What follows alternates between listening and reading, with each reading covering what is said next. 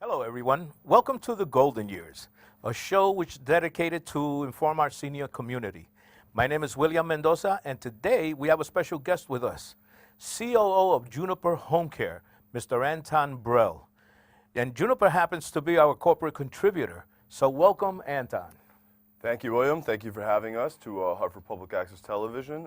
Happy to be here to contribute some wonderful content to senior living in Hartford and Connecticut. So important, I feel that to keep that part of the community informed, because I've run into situations while out on the beaten path, as I say, situations in where people just don't know what's out there, and they're frustrated. They don't have the ability to go into the internet, lack of knowledge, and so on and so forth. And the information really isn't readily available. So I feel that, shows like this are super important. Absolutely. I couldn't agree with you more. I think that the resources actually are out there. However, people aren't utilizing them the way that they should be, mostly because they're not aware of where they exist or how to find them and stuff like that. So a show like this, which is going to get out to the public, it's going to through public television, which is a great asset, and through social media and being able to distribute that content afterwards. Hopefully, people will be able to tune into the proper episode and see and find and seek the help that they are looking for through senior centers, through community resource centers, and through agencies like Juniper. So let me ask you then. So why is senior home care so important? William, that is a great question, and that question can only be answered through pure sheer numbers. The population is getting older. Baby boomers just started hitting that age of 65 in 2011. That number is projected to double by 2050, 2060. Our aging population is getting older as well. So people over the age of 85 will be tripled by the 2080. So if you look at those numbers, tripled. So people over 85, they're going to be living longer. And a lot of time, they don't have a contingency plan. They don't know what they're doing. They didn't expect to be living this long, and they only started planning for retirement and for living after their caregivers may pass away, or their family may move away. They're only starting to plan when it's too late. So what we want to do is help everybody get ahead of the curve. Right. What type of programs are there for our seniors out in the community? I know that there's a ton of these programs, and which programs are you specifically involved in? Yes, absolutely. The biggest program is for seniors that are on Medicaid, that are on Title 19, and they can apply to something called the Connecticut Homecare Program for Elders. CHCPE for short. It is a program that is run by the state of Connecticut, and it allows seniors to get services such as Meals on Wheels, such as adult day centers, such as my favorite program, Adult Family Living and Foster Care. Now, what that program does is it allows family members to get involved, because who can take better care of a family member than family, and or a close friend and or extended family. So by doing that, we kind of empower the entire family to be together to ensure the well-being of, an aging loved one. Other than that, there's also obviously the home care programs, companion programs, home modification that allows it makes it easier to stay in your own home versus going to, assisted living facility or a nursing home or something along those lines. Not to mention it's much cheaper, much more affordable. And on top of that, the newest thing and the biggest craze that's happening now is the aspect of technology, where nurses and doctors and agencies like ourselves can actually monitor the progress and the health of an individual inside their own home. Everything from getting notifications when somebody falls to monitoring their blood pressure and everything like that. The advancements are out of this world, and I think over the next 20 years, we will see that in order to kind of make up for the caregiver shortage, we're going to see a huge increase in technology and how we use technology to make sure that people are healthy and in their own home. You mentioned about getting ready and preparing, for aging, and that's one of the things that I've seen out in the community is that people have been trained in a way to get their affairs together financially. And they don't tell you, no, you need to get your affairs together for your health. Because once the health fails, your finances are gone. You know, what's the average cost of a home care? So the average cost varies. It varies a lot from your traditional nursing home to your traditional, hourly paid employee. So, for instance, to get someone to come into your home and to care for you on an hourly basis, it's anywhere from $20 to $25 average. A nursing home is $2,000 a month plus. So it varies like that. And programs such as the Connecticut Homecare program for elders, they make it easier where if you actually qualify because you don't have the necessary finances to pay for it out of pocket, they will contribute and they will help you out and they will get the services for you, because there's nothing more detrimental to a family and to somebody's health than to see somebody struggle in their own home without any help. That person gets admitted to the hospital. That is very expensive for the state, very expensive for the family, and quite honestly, for their care to get so bad, for their health to get so bad, deteriorate so much that they have to get admitted and readmitted to the hospital, that means there's obviously some kind of a break in the continuum of care. So it's very important that we're working closely with discharge managers of hospitals, with all kinds of social workers and case managers, in order to line the person up with the proper care based on their finances. So while some people may start off with needing, just somebody to come in for a couple hours at, $20 an hour into their home, it's going to eventually escalate into needing full-time help, and that ranges anywhere from, $1,000 a month to $2,000 a month to $8,000 a month. And on average, services such as AFL, rather than nursing home, staying in home, is anywhere from 30 to 70% less. Wow, it's crazy, because if you look at that in terms of annual, expenses, they get up there, 87,000. I mean, Yep. you're not making that much. How do you balance that out? It's something that I always say is that people plan their lives ahead like crazy. I went to school. I completed my degree. We've seen many examples as we've worked together, where all of a sudden somebody has this plan for life, but life happens, and suddenly here you are faced with having to take care of mom or dad, or maybe grandma, depending on the situation. And nobody goes to school for that. Nobody prepares you for that, and you kind of have to run with it. And that is the most important thing of giving these people the resources that they need to take care of their loved ones, because they're not just going to abandon them.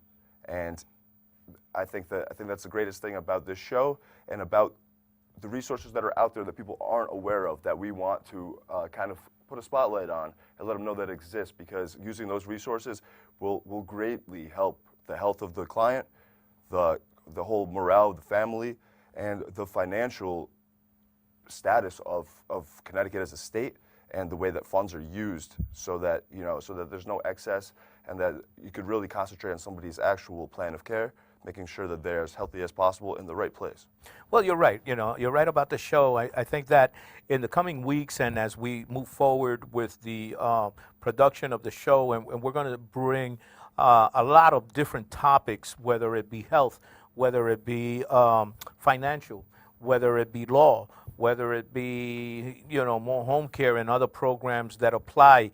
I think that, that's what's really, really needed out there in the community, to educate not only your seniors, but the families.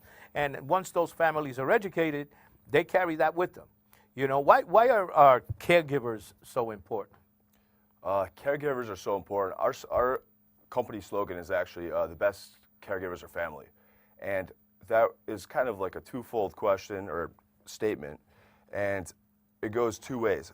We have programs where we have, an outside person coming into somebody's home and taking care of them, but we just celebrated 20 years in business in the greater Hartford area and in Connecticut. And over those 20 years, we've collected a ton of experience of who people are seeking. And the people that they are seeking to let into their actual home, are not strangers. They become part of their family. They have vested interest, not financially, but from a positive standpoint, that they want to see their client stay healthy. They become friends. They take care of. They know what they want, and they're able to give it to them.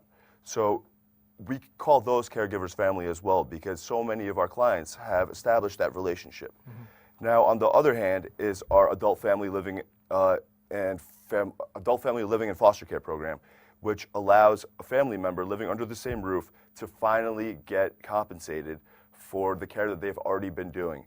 And I can't say how many times I have come across a family where somebody has stayed home for the last 10 years, has been unable to work, and their quality of life has gone down, both from a social standpoint and from a financial standpoint, mm-hmm. because they haven't been able to receive that income from job, and they have been giving so much of their time and effort, tireless effort, mm-hmm. to sacrifice to take care of their loved ones. Now, the majority of them say it's not a sacrifice at all, mm-hmm. and I agree with them, but they're counting pennies. Being able to give them a little bit something extra. They're counting pennies. Exactly, they are. And so when I see somebody that hops onto our program and call it a daughter that's been taking care of her mom, and all of a sudden you have a nurse that's helping her out that can answer her questions about mom, because once again, let's go back to the point where I made, they didn't go to school to be a nurse or to be a caregiver. That's why they're so important. But all of a sudden, they have a little bit of extra, money that they could put back into the home, make the home safer, make it homier, more comfortable, where, accidents are less likely to happen, where mom might have, the things that she needs in order to stay healthier and to stay out of the hospital. That's the whole goal. It's really incredible, because I took care of my mom for a number of years, but the program didn't exist back then. Correct. And not that she needed, because we pretty much said. However, there was some cases where the medicine was $200-300. Therapy was money, wasn't covered, or this wasn't covered, or that wasn't covered. So yeah, man, there's a financial burden on a family, but they go through it. They do it. They see a way. They find a way. There absolutely is. I mean, it's family. You're going to do whatever it takes to take care of family. So this program, I mean, we really, really stand by it. The state of Connecticut stands by it. It saves a ton of money, and it allows the opportunity for family members to stay together. And everybody wants to age in place. I mean, there comes a time where you can no longer stay home, and at that point, perhaps you must go to an assisted living or a nursing home facility. And unfortunately, sometimes hospice care and all that, it happens. That's kind of the continuum of care. But today, as we talked about, the population getting older and older, but they're staying active enough where they could actually stay at home. Nobody's forcing people to go out there to go to a facility quite yet. People are trying to enjoy those golden years. I like that one. Yeah, absolutely. Golden absolutely. years. I think it's the best possible term. Let me ask you about Juniper. You said you've been in the business now 20 years. How did this all get started? How did that get started? It's a wonderful story. Juniper is a family company. It was started by Brel, my father. He's the president and founder of Juniper. And 20 years ago, he had an idea. At that time, he was working as an elder protective service counselor and social worker for the state of Connecticut, DSS. And he saw that there was a need for more care for seniors, and specifically curated towards their cultural backgrounds. So there's many pockets of communities that weren't being served, everything from Russian to Hispanic to Polish in New Britain and other places, where culturally the kind of care that was provided, it didn't, somebody just came in and it didn't seem natural. It didn't seem like that family fit that we've always been looking for. Mm-hmm. So slowly, the snowball effect, it caught on, because giving the right type of care is very important into that person staying healthy as possible. So we were able to expand our program into adult day centers. We have 3 adult day centers around the state. We also have a Meals on Wheels program, which is amazing because we have 3 different types of cuisines and we adapt to different dietary restrictions, which a lot of companies don't do. But in today's day and age, we have to be culturally competent. I think that's huge because Super important, yeah. because it's not, these clients and they're people, and just because you serve them a meal doesn't mean that it can't be the type of food that they're used to. We want to make them feel like they're at home and that they're comfortable and that it's the best thing that you could offer them. So culturally competent meals we offer. We also have our homemaker and companion program, which is fantastic because right now the need for caregivers is greater than ever before. And to have good caregivers, we really, really need to take care of them, to give them good pay, to give them benefits and everything like that. Because right now, they're tough to find. In maybe a decade before, they were a dime a dozen. But to get really good employees that come in and take care of somebody in their own home, that's something that we want to invest in. Other than that, we have the adult family living program that is statewide, that I keep talking about. And if you live under the same roof, That's a great program, though. If you live under the same roof as somebody 65 and over, a lot of people, like you mentioned, are already taking care of them, and they don't even realize that they could be potentially eligible for these amazing, amazing benefits, like getting paid, like actually having a nurse stop in, having office support, having access to a family learning center, which any questions you might have, we have a library of videos and tutorials that'll, how to take care of somebody in their bed, how to feed, how to bathe, all of those things that people, they just don't realize that are existing. I was going to go there. What would so then tell us what is the responsibilities of a caregiver? Because you run into instances where they just come in and she'll clean and do that. Is it specific or does it vary? Yeah, the responsibilities do vary. Each I guess job role has its own responsibilities.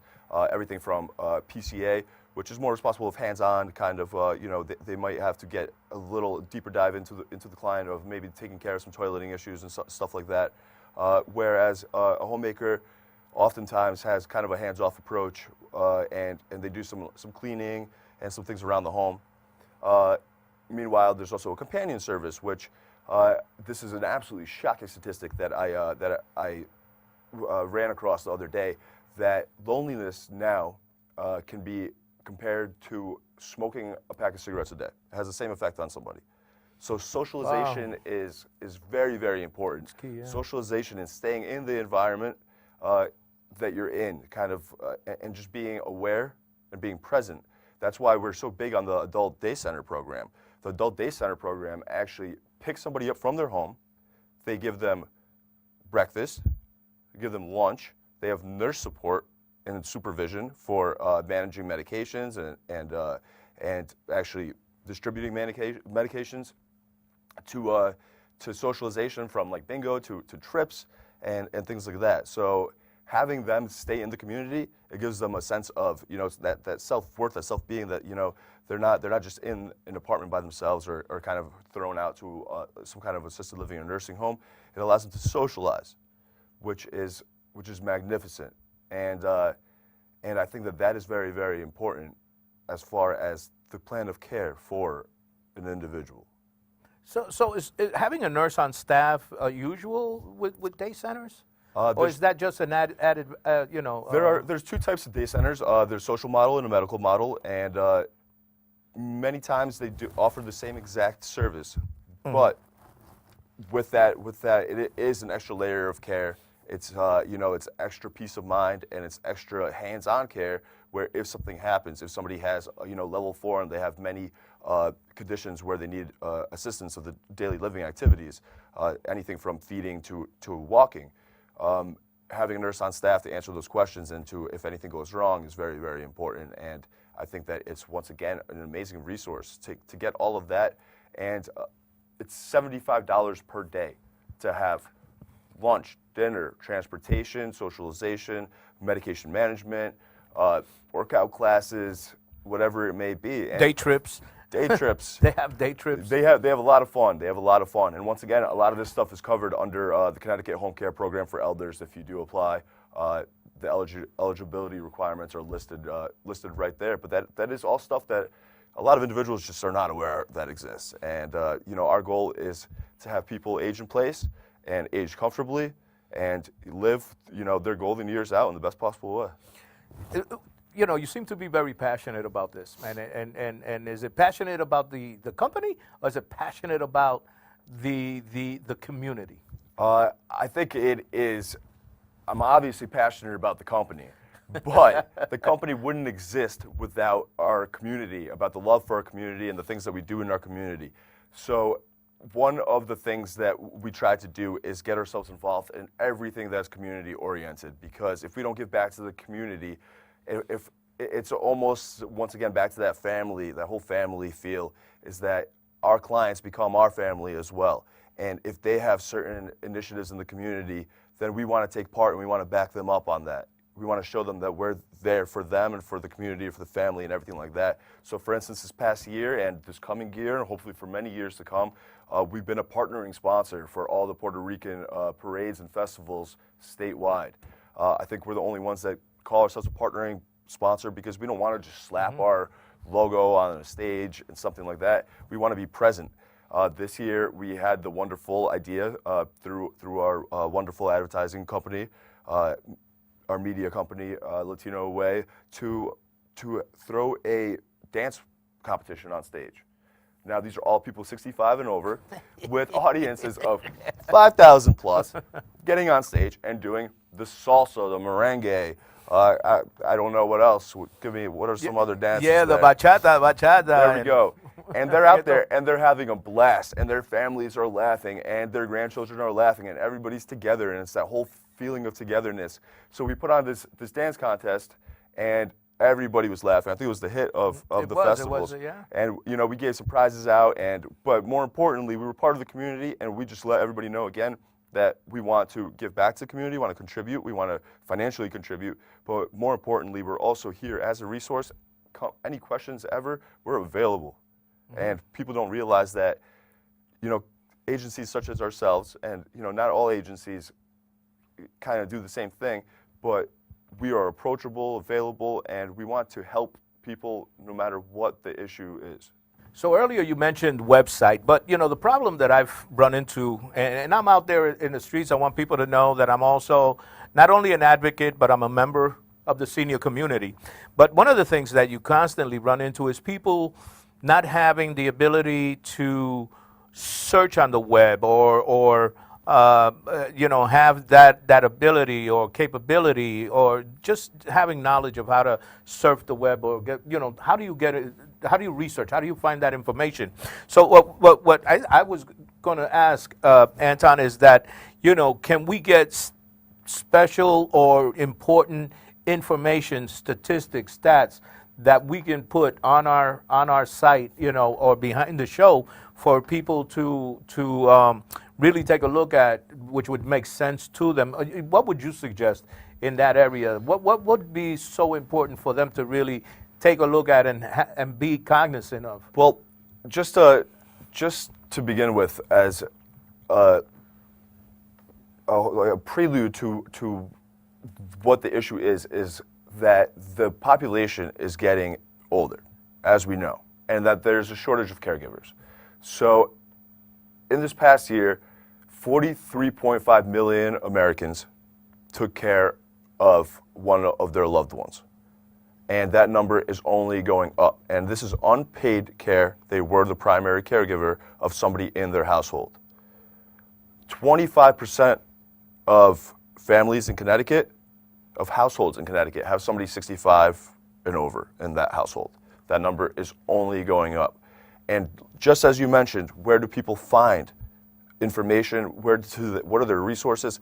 35% of people in general in Connecticut said they have no idea where to find a caregiver, what to look for in a caregiver. So we want to let people know that these, you know, there are solutions. These things do exist, and they are things like, well, our website, which we will put, you know, make sure, and we already have a ton of resources there. That's juniperhomecare.com. Other than that, Department of Social Services, absolutely phenomenal organization, obviously state-run, and with the help of access agencies such as the Agencies on Aging and Connecticut Community Care, they are the ones that really help manage the plan of care for these individuals. So access to those access agencies, they could really pair you up with a case manager that will walk you through whatever critical needs you might have at the time. So those are very, very important. Other than that, you know, you'll see the numbers that are listed, and they're very, very important. But just give them a call, and they'll link you up with somebody if you don't have access to the internet. If you do have some kind of access to the internet, you know, it's a wonderful opportunity to get back together with the family and to kind of talk about this stuff, because, you know, I think the statistic is that 75% of people want to work until they can't work anymore, and which is admirable, which is, you know, the way things are done in the United States is that, you know, the land of opportunity and kind of just work until you can't work anymore. But somewhere along that, you know, that path, you have to stop, take a seat with your family, and plan for the future. And elder planning is very, very important, and making sure that you have kind of made the assets available and kind of come up with a strategic plan of who's going to take care of mom, dad, grandma, whatever it might be, and that everyone's on the same page. That way, when something happens, and it can happen unexpectedly, you know, everyone kind of has a idea of how to approach the rest of the situation. This is a learning curve. I mean, for family in general, because if you're 50, taking care of an 80-year-old parent, you know, you're coming right behind them. And then your siblings or your, you know, your children are the ones that are going to pick up that slack, and they say, okay, we got to take care of mom. So this is a learning curve. This is super important, not only for the senior community, but for family in general. And with that, I say that programs like this, the golden years and understanding better living, is going to be really important in the coming weeks, and as you tune in to get more information from us. And I want to thank Anton Brel for being our very first guest. We broke the ice. Absolutely. It was and we're fun. going to get this thing going, man. Thank you so much, I feel- and we'll see you next time.